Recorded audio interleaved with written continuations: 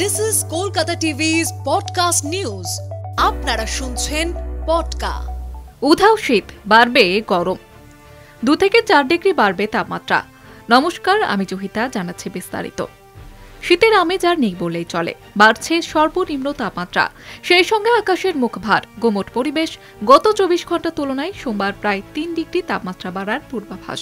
ভোরে দেখি কুয়াশা থাকবে। কলকাতা এবং পার্শ্ববর্তী অঞ্চলে সর্বোচ্চ এবং সর্বনিম্ন তাপমাত্রা যথাক্রমে 30 ডিগ্রি এবং 22 ডিগ্রির আশেপাশে ঘোরাফেরা করবে।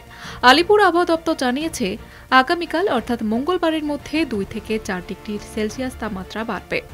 বুধবার থেকে মেঘলা আকাশের সম্ভাবনা, ঠান্ডার শিরশিরানি সরিয়ে এবার বসন্তের আগমন বার্তা। আর এই বসন্তের শুরুতেই বঙ্গে বৃষ্টির ভ্রুকুটি।